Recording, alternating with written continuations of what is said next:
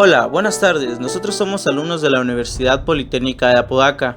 Estamos estudiando Ingeniería Aeronáutica. Hoy nos tocó presentar el capítulo 3 del libro Flight Navigator Handbook. Su tema es Instrumentos Básicos. Este equipo está conformado por Josué Ángel Cruz, Edwin de Valle Nieto y su servidor Ángel Eduardo Gutiérrez Salazar. A continuación pasaremos a ver la presentación. Dirección. El piloto debe tener una base fundamental en la navegación para así poder tener un posicionamiento preciso de la aeronave. Los procedimientos de cálculo muerto DR, ayudados por instrumentos básicos, le dan al piloto las herramientas para resolver los tres problemas básicos de la navegación, que es la posición de la aeronave, dirección al destino y hora de llegada. Usando solo los instrumentos básicos como la brújula y la información derivada, puede navegar directamente a cualquier lugar del mundo. Además, hay una información direccional necesaria para navegar. Esta se obtiene mediante el uso de las líneas de fuerzas magnéticas de la Tierra. Un sistema de brújula utiliza un dispositivo que detecta y convierte la energía de estas líneas de fuerza en una lectura indicadora. La brújula magnética funciona independientemente de los sistemas eléctricos de la aeronave. Los sistemas de brújula desarrollados posteriormente requieren energía eléctrica para convertir estas líneas de fuerza en el rumbo del avión. Campo magnético de la Tierra. La Tierra tiene algunas propiedades de un imán de barra, sin embargo, sus polos magnéticos no se encuentran en los polos geográficos, ni los dos polos magnéticos se encuentran exactamente opuestos entre sí, como en una barra recta. La fuerza del campo magnético de la Tierra se puede dividir en dos componentes, el vertical y el horizontal, siendo que el componente vertical tiene la fuerza máxima y el componente horizontal tiene la fuerza mínima. Brújulas. Una brújula puede definirse como un instrumento que indica la dirección sobre la superficie de la Tierra con referencia a un dato conocido. Se han desarrollado varios tipos de brújulas, cada uno de los cuales se distingue por el dato particular utilizado como referencia desde la cual se mide la dirección. Actualmente se utilizan dos tipos básicos de brújulas, el magnético y el girocompás. Brújula magnética. La brújula magnética indica la dirección en el plano horizontal con referencia a la componente horizontal del campo magnético de la Tierra. Las brújulas magnéticas se pueden clasificar en dos clases. La brújula magnética de indicación directa, en la que la medición de la dirección se realiza mediante una observación directa de la posición de una aguja magnética pivotada. Y la brújula magnética de giro estabilizada con indicación remota. Brújula magnética de indicación directa. Es una varilla magnetizada pivotada en el centro con varias características incorporadas para mejorar su rendimiento. Se puede observar en la imagen que tenemos enseguida. Eso se le llama brújula de whisky. Se utiliza como una brújula de reserva en caso de falla del sistema eléctrico que opera las brújulas remotas. Es una brújula confiable y ofrece buenos resultados de la navegación si se usa con cuidado. Variación magnética y errores de la brújula. La variación aparece en los cuadros como este u oeste. Cuando la variación es este, el norte magnético MN está al este del norte verdadero TN. De manera similar, cuando la variación es al oeste, MN está al oeste de TN, como podemos observar en la imagen. Además, hay líneas que conectan puntos que tienen la misma variación magnética. A estas se les llama líneas isogénicas. Estas pueden compensar la variación magnética para convertir una dirección de la brújula en dirección verdadera. La corrección por variación y desviación generalmente se expresa como un valor más o menos. Además, se calcula como una corrección al rumbo verdadero TH. Si la variación o desviación es al este, el signo de la corrección es negativo, y si está al oeste, el signo es más. Una regla general para esta corrección se recuerda fácilmente ya que el este es menor y el oeste es mayor. Además, el rumbo se mide en relación con el norte geográfico.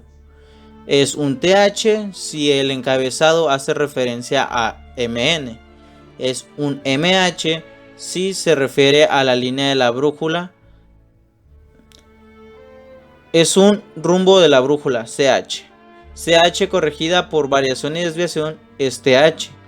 MH corregida para la variación es TH. Desviación. Debido a que la desviación depende de la distribución de las fuerzas magnéticas en el propio avión, debe obtenerse individualmente para cada brújula magnética en cada avión. El proceso de determinación de la desviación, conocido como balanceo de las brújulas, debe discutirse en el orden técnico de cada brújula. Además, los cambios de desviación con rumbo se pueden observar en la imagen. El resultado neto de todas las fuerzas magnéticas de la aeronave, aquellas fuerzas que incluyen el campo magnético terrestre, están representadas como un punto ubicado justo atrás de cada ala de la aeronave. Errores en vuelo. Desafortunadamente, la desviación no es el único error de una brújula magnética. Se introducen errores adicionales por el movimiento de la propia aeronave. Estos errores tienen un efecto mínimo en el uso de las brújulas magnéticas y entran en juego normalmente durante los giros o cambios de velocidad. Estos solo se mencionan para dar a conocer los límites de las brújulas básicas. Magnético giro estabilizado indicador remoto. Sistema de brújula. Una desventaja principal de la brújula magnética simple es su susceptibilidad a la desviación. En los sistemas de brújula giro estabilizador con indicación remota, esta dificultad se supera al ubicar el dispositivo de detección de dirección de la brújula fuera de los campos magnéticos creados por los circuitos eléctricos en la aeronave. Esto se realiza instalando el dispositivo de detección de dirección en una parte remota de la aeronave, como la extremidad externa de un ala o un estabilizador vertical. Transmisor de brújula remota. El transmisor de brújula remota es el componente de detección de dirección magnética del sistema de brújula cuando el sistema está en funcionamiento como una brújula esclava magnética. El transmisor está ubicado tan lejos de las perturbaciones magnéticas de la aeronave como es posible, generalmente en la punta de un ala o en el estabilizador vertical. El transmisor detecta el componente horizontal del campo magnético de la Tierra y lo transmite eléctricamente al indicador maestro. Giro direccional, DG. El DG es el componente estabilizador del sistema de brújula cuando el sistema está en funcionamiento magnético esclavo. Cuando el sistema de brújula está en funcionamiento DG, el giroscopio actúa como el componente de referencia direccional del sistema. Amplificador es el centro de recepción y distribución del sistema de brújula, la corrección de azimut y las señales de nivelación que se originan en los componentes del sistema se reciben, amplifican y transmiten por canales separados en el amplificador. La energía primaria para operar la brújula se alimenta al amplificar y se distribuye a los componentes del sistema. Conceptos básicos del giroscopio. Básicamente un giroscopio es una masa que gira rápidamente y es libre de moverse alrededor de uno o ambos ejes perpendiculares al eje de rotación y entre sí. Los tres ejes de un giroscopio son giro, derivada y caída, que se muestran en la imagen. Además se definen de la siguiente manera. 1. En un DG, el eje de giro o eje de rotación se monta horizontalmente. 2. El eje de caída es el eje en el plano horizontal que está a 90 grados del eje de rotación. En el eje de derivada es el eje 90 grados verticalmente después del eje de giro. Altitud y altímetros. La altitud puede definirse como una distancia vertical por encima de algún punto o plano utilizado como referencia. El conocimiento de la altitud de la aeronave es imprescindible para la limpieza del terreno, la separación de la aeronave y una multitud de razones operativas. Solo 6 se refieren al navegador: altitud indicada, altitud calibrada, altitud de presión PA, altitud de densidad DA, altitud verdadera TA, y altitud absoluta. Además, dos tipos principales de altímetros son el altímetro de presión, que se instala en cada aeronave, y el altímetro absoluto o radar. Para comprender el principio de funcionamiento del altímetro de presión es esencial conocer el plano de referencia estándar. Principios de funcionamiento del altímetro de presión. Este es un barómetro aneroide calibrado para indicar pies de altitud en lugar de presión, como podemos observar en la imagen. Los punteros están conectados por un enlace mecánico a un conjunto de células aneroides. Estas células aneroides se expanden o contraen con los cambios en la presión barométrica. Altímetro absoluto. La aptitud absoluta precisa es un requisito importante para la navegación, así como una aviación segura. Es particularmente importante en la navegación de patrones de presión. La aptitud absoluta se puede calcular a partir de las lecturas de PA, si se conoce la posición de la aeronave, pero los resultados a menudo son inexactos. Bajo condiciones atmosféricas cambiantes, las correcciones aplicadas a las lecturas de PA para obtener TA son solo aproximadas.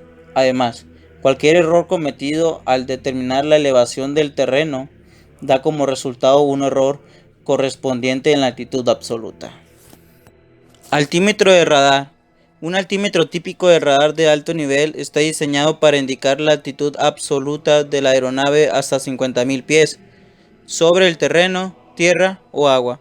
Este altímetro no advierte acerca de las obstrucciones que se aproximan como las montañas, porque mide la altitud solo hasta un punto directamente bajo el avión. Velocidad aerodinámica. La velocidad aérea es la velocidad de la aeronave en relación con la masa de aire que rodea esa aeronave. Es decir, para calcular la velocidad de la aeronave se tiene que tomar en cuenta la velocidad del aire. Sistema pitot estático. La medición precisa de la velocidad de la aeronave se obtiene por medio de un sistema pitot estático. El sistema consta de 1. Un tubo montado en paralelo al eje longitudinal de la aeronave en un área libre de aire turbulento generado por la aeronave. 2. Una fuente estática que proporciona presión de aire inmóvil o no perturbada. Y en la imagen podemos observar cómo está diseñado el velocímetro del aire. Con el sistema pitot estático se debe tener un cuidado razonable para así garantizar un servicio continuo y confiable. Los orificios de drenaje deben revisarse periódicamente para asegurar de que no estén obstruidos. Al finalizar de cada vuelo se coloca una cubierta sobre el extremo de admisión del tubo para evitar que se acumulen objetos extraños y humedad en el tubo. Principios de operación de la velocidad aérea. La presión diferencial creada por los efectos relativos del impacto y las presiones estáticas sobre el diafragma hace que se expanda o contraiga. A medida que aumenta la velocidad del avión, aumenta la presión de impacto, lo que hace que el diafragma se expanda. A través del enlace mecánico, la expansión se muestra como un aumento de velocidad en el aire, como se puede observar en la imagen que tenemos al lado. Velocidad aérea básica, VAS. La velocidad aérea básica es el IAS corregido por el error del instrumento. Cada indicador de velocidad de aire tiene sus propias características que lo hacen diferentes de cualquier otro indicador de velocidad de aire. Estas diferencias pueden ser causadas por tensiones ligeramente diferentes de la espiral, la flexibilidad del diafragma, la presión de las marcas de escala o incluso el efecto de la temperatura en los diferentes metales en los que el mecanismo indica. Velocidad aérea de densidad, DAS. Es velocidad aerodinámica calibrada corregida por PA y TAT.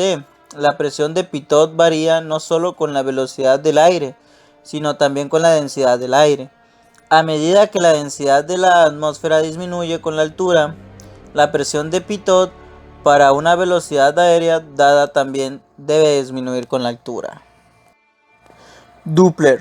El radar Doppler proporciona al navegador lecturas continuas, instantáneas y precisas de la velocidad del terreno GS y el ángulo de derivada en todas las condiciones climáticas, tanto en tierra como en agua. Lo hace automáticamente con equipos que son prácticos en tamaño y peso. Su funcionamiento hace uso del efecto Doppler. El efecto Doppler podemos observarlo en la imagen de enseguida. Medidores de temperatura. El medidor de temperatura que se usa más comúnmente en las aeronaves emplea un elemento biometálico. El instrumento es una unidad única que consta de un vástago de acero inoxidable que se proyecta hacia la corriente de aire y una cabeza que contiene un puntero y la escala. El elemento sensible en el extremo exterior del vástago está cubierto por un escudo de radiación de metal pulido, brillante para reducir la cantidad de calor del elemento. Podría absorber directamente radiación del sol. Escalas de temperatura.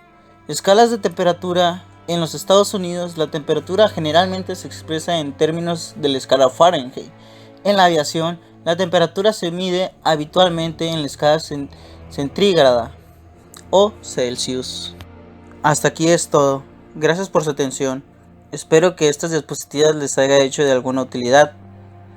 Síguenos para más contenido.